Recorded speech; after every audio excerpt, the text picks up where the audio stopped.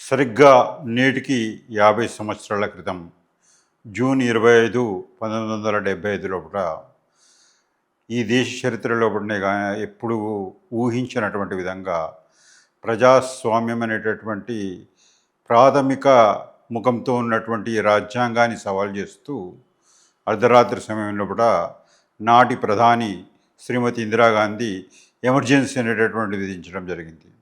भाइयों और बहनों, राष्ट्रपति जी ने आपातकाल की घोषणा की है।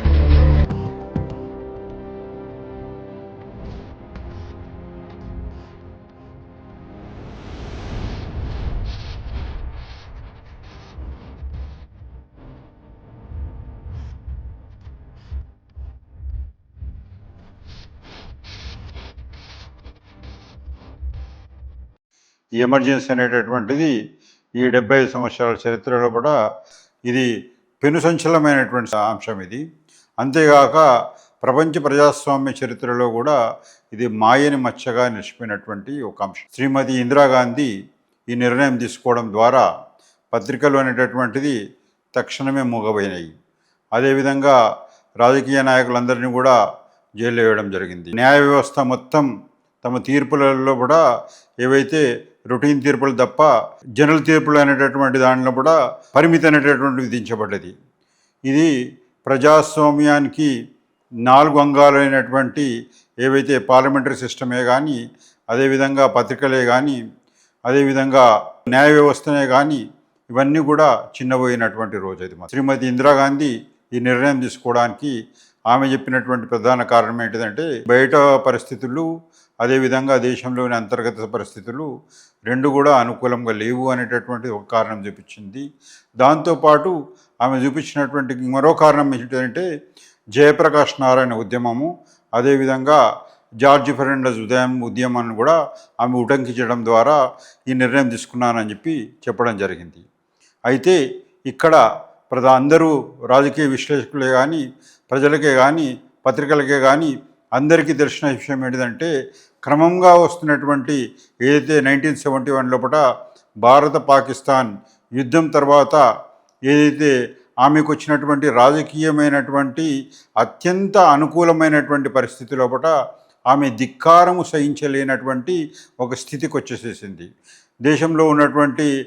అయితే ఆమె ఆలోచనకు విభిన్నంగా, ఆమె స్థితికి విభిన్నంగా దేశంలో ఉన్నటువంటి పరిస్థితులు మాత్రము వేరుగా ఉన్నాయి ఇక్కడ. ఎందుకంటే దేశ చరిత్రలో లేనటువంటి విధంగా అంతక్రితం కానీ ఇప్పుడు కానీ ఎప్పుడు కూడా లేనటువంటి విధంగా పెద్ద ఎత్తున ఆర్థిక ద్రవ్యోల్బణం అనేటటువంటిది రావడం జరిగింది. దాని కారణంలో నిత్యావసర ధరలతో సహితం అన్నీ కూడా 300% పెరిగిపోయి ప్రజలందరూ కూడా కొనుగోలు శక్తి కానీ, సంపాదన శక్తి కానీ క్షీణించినటువంటి పరిస్థితి. అదేవిధంగా నిరుద్యోగం తాండవిస్తున్నటువంటిది. డిగ్రీలు తెచ్చుకుని ఢిల్లీకి చేరినాము అంటున్నాము. దేశం లోపల అన్ని వస్తువులు కూడా పెద్ద ఎత్తున ప్రజలకు కటకటలాడుతున్నటువంటి పరిస్థితికి వచ్చింది. అది ఆ సమయం లోపల వస్తున్నటువంటి ఈ ఆహాకారాల మధ్యలో దేశం లోపల వివిధ ప్రాంతాల లోపల ఏదైతే కాంగ్రెస్ అనుకూల రాజకీయ నాయకత్వం అనేటటువంటిది అవినీతికి పరాకాష్ఠగా మారుతున్నటువంటి రోజులు అవి. ఆ దాంట్లోంచే మొట్టమొదటిగా గుజరాత్లో ఒక ఉద్యమం పుట్టింది.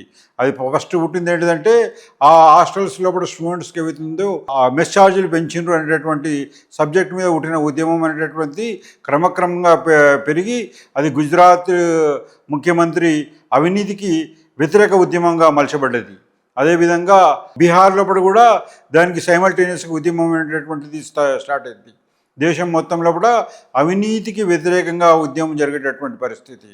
అదేవిధంగా శ్రీమతి ఇందిరాగాంధీకి ఉన్నటువంటి రాజకీయ బలం కారణంగా దేశంలో ఉన్నటువంటి ప్రజాస్వామ్య ప్రతిపక్షాలన్నీ కూడా బలహీనమైనటువంటి దశలో ఉన్నటువంటిది. అంతక్రితమే యుద్ధం లోపల భారతీయ జనసంఘ్ పార్టీ ముఖ్య నేత అటల్ బిహారీ వాజ్పేయి ఆ యుద్ధంలో ఆమె విజయం సాధించినటువంటి వైనాన్ని శ్లాఘిస్తూ ఆమె అపరదుర్గగా అభినయించిన పరిస్థితి. प्रधानमंत्री के नेतृत्व में हम एक नए इतिहास का निर्माण कर रहे हैं. అదేవిధంగా దేశంలో కూడా ఏ రాష్ట్రంలో కూడా కాంగ్రెస్ తప్ప వేరే పార్టీ లేనటువంటి పరిస్థితి, ప్రతిపక్షాలన్నీ దిక్కుతోచినటువంటి విధంగా ఉన్నటువంటి పరిస్థితి.